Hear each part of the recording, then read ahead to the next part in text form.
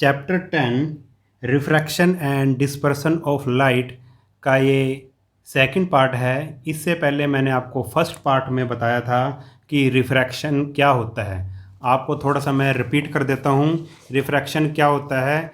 आपको पता है कि लाइट स्ट्रेट लाइन में ट्रैवल करती है, मगर जब लाइट एक ट्रांसपेरेंट मीडियम से दूसरे ट्रांसपेरेंट मीडियम में जाती है तो अपना पाथ चेंज कर लेती है।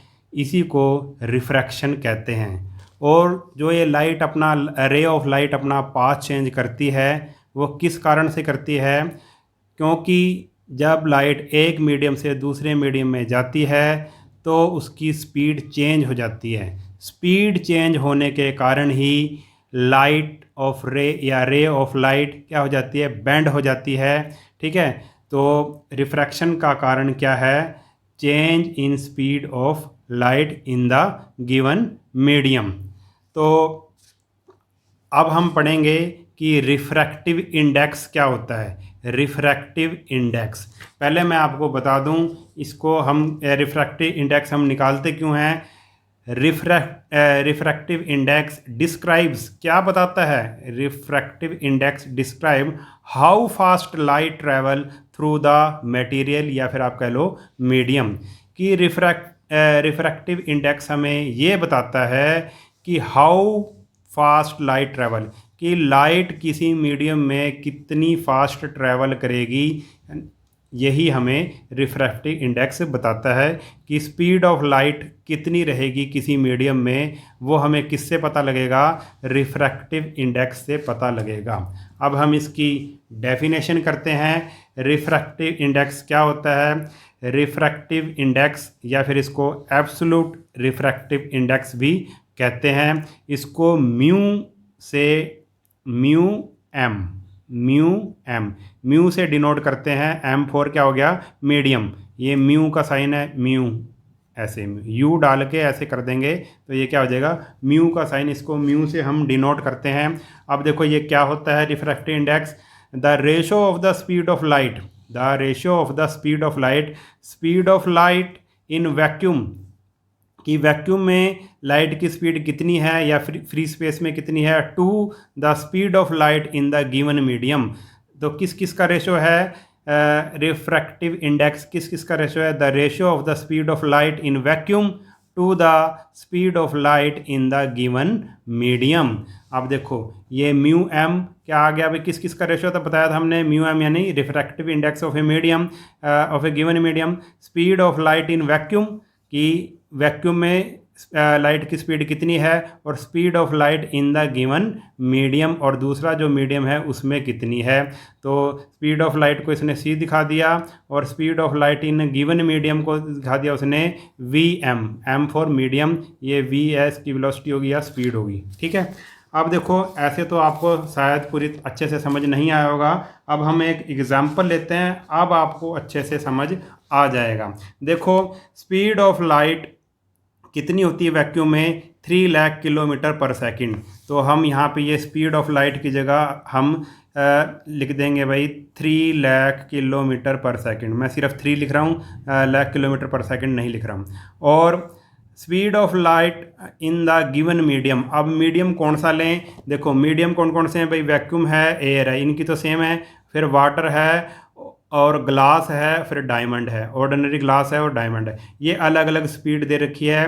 किसकी स्पीड दे रखी है? लाइट की स्पीड दे रखी है कि वैक्यूम में 3 लाख किलोमीटर पर सेकंड होगी, वाटर में 2.25 किलोमीटर पर सेकंड होगी, ग्लास में 2 लाख किलोमीटर पर सेकंड होगी, और डायमंड में यानी कि हीरे में 1.25 लाख किलोमीटर पर सेकंड होगी।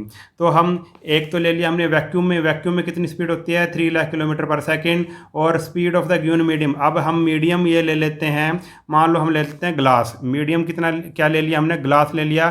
तो ग्लास में कितनी स्पीड है? 2 लाख किलोमीटर पर सेकंड। तो इधर लगा देंगे हम 2। ठीक है, तो 3/2, जब 3 को 2 से डिवाइड करेंगे तो आ जाएगा हमारे पास 1.5।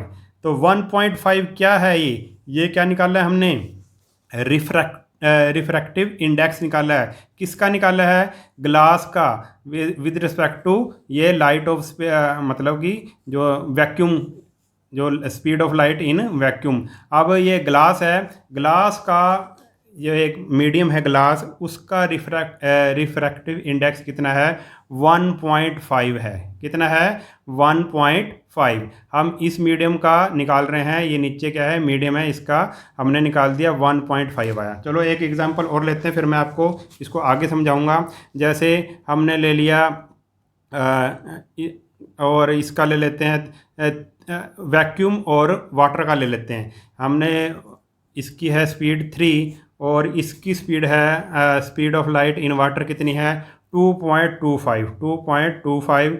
अब पॉइंट हटाएंगे तो इसको ऐसे लिख देंगे हम 3/2.25/100। ठीक है, पॉइंट हटा दिया इसका तो 100 आ जाएगा ऊपर, ऐसे 100 ऊपर आ गया और ये नीचे आ गया। अब इसको 25 से कटेंगे, 9 जा और 3 तो 4/3 आ गया। 4/3 का मतलब है डिवाइड करेंगे 4 को 3 से डिवाइड करेंगे तो हमारे पास आएगा 1.33।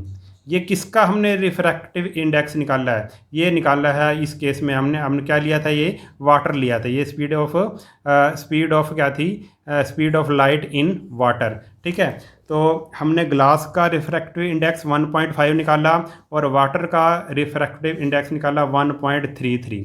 अब देखो, अब हमें दोनों का रिफ्रैक्टिव इंडेक्स पता लग गया।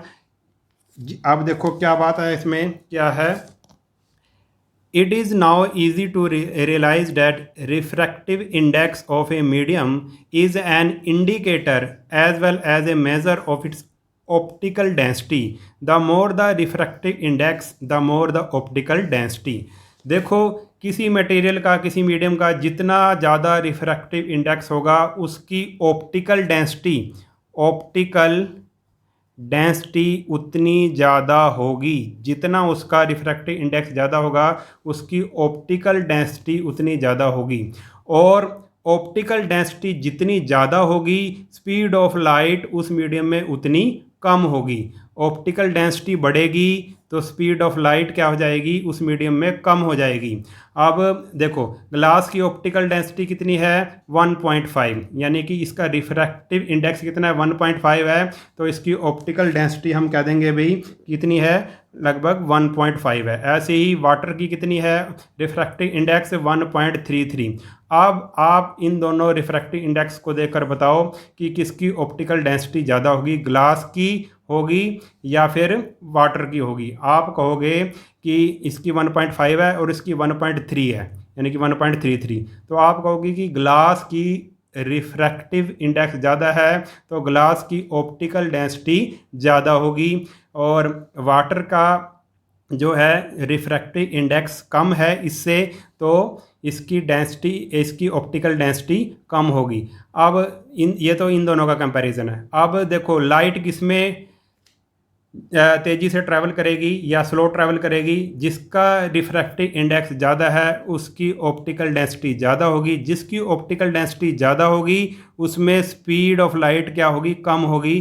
तो वाटर में स्पीड ऑफ लाइट ज़्यादा होगी या इसमें होगी, ग्लास में होगी, तो आप कहोगे कि ग्लास में स्पीड ऑफ लाइट क्या होगी, कम होगी, क्योंकि इसकी ऑप्टिकल डेंसिटी ज़्यादा है। वाटर की ऑप्टिकल डेंसिटी कम है इसलिए इसमें स्पीड ऑफ लाइट क्या होगी, ज़्यादा होगी, और इसकी ज़्यादा है ऑप्टिकल डेंसिटी इसलिए इसमें स्पीड ऑफ लाइट क्या होगी, कम होगी। ठीक है, जिसकी ऑप्टिकल डेंसिटी ज़्यादा होगी उसमें उतनी ही स्पीड ऑफ लाइट क्या हो जाएगी, कम हो जाएगी, उल्टा है। तो यानी कि हमने क्या सीखा, refractive index describe how fast light travel through the medium.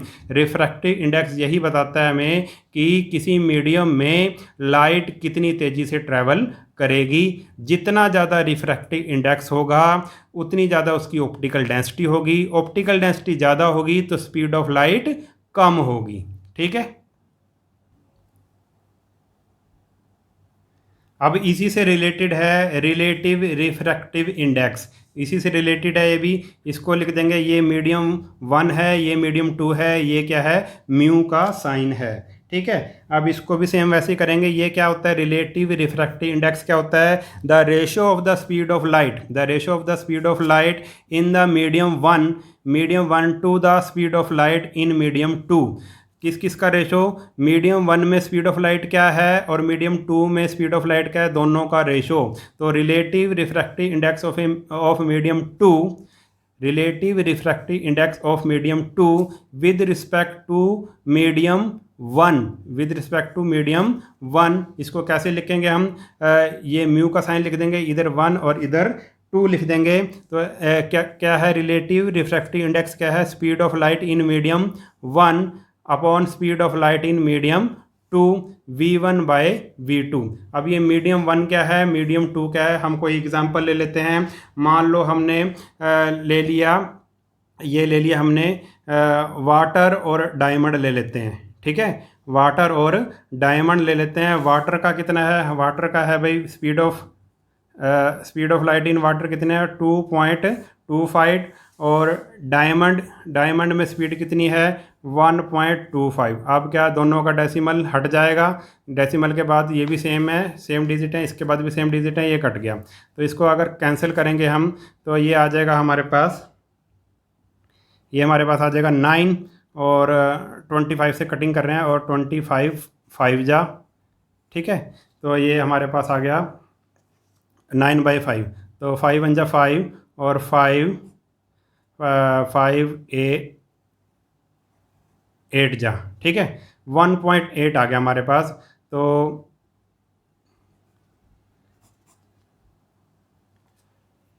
हमारे पास आया 1.8। हमने ऊपर ली थी speed of light in water और नीचे लिया था speed of light in diamond. तो डायमंड का रिफ्रैक्टिव इंडेक्स, ठीक है, कितना आया, इस मीडियम का जो डायमंड वाला मीडियम था उसका रिफ्रैक्टिव इंडेक्स कितना आया 1.8 विद रिस्पेक्ट टू मीडियम 1, यानी कि मीडियम 1 क्या था, वाटर था। यानी कि जो डायमंड का रिफ्रैक्टिव इंडेक्स वाटर के रिफ्रैक्टिव इंडेक्स से 1.8 टाइम्स ज़्यादा है। तो डायमंड का रिफ्रैक्टिव इंडेक्स 1.8 किससे ज़्यादा है, वाटर से ज़्यादा है। यानी कि जो डायमंड का कितना हो गया 1.8 हो गया with respect to water refractive index. तो डायमंड का रिफ्रैक्टिव इंडेक्स हो गया ज़्यादा, रिफ्रैक्टिव इंडेक्स ज़्यादा हो गया तो इसकी ऑप्टिकल डेंसिटी क्या हो जाएगी, ज़्यादा हो जाएगी। ऑप्टिकल डेंसिटी ज़्यादा हो जाएगी तो इसमें डायमंड में स्पीड ऑफ लाइट क्या होगी, कम होगी वाटर की तुलना में, ठीक है। तो इसी को हम कहते हैं रिलेटिव रिफ्रैक्टिव इंडेक्स। यहाँ पे कोई भी दो हम मीडियम ले सकते हैं, कोई भी दो मीडियम ले लिया, जैसे वाटर और ग्लास ले लिया, वाटर और डायमंड ले लिया, ठीक है, और ग्लास और डायमंड ले लिया। ऐसे करके हम रिफ्रैक्टिव इंडेक्स निकाल सकते हैं एक मीडियम का दूसरे मीडियम की तुलना में, ठीक है। तो इसी को हम बोलते हैं रिलेटिव रिफ्रैक्टिव इंडेक्स।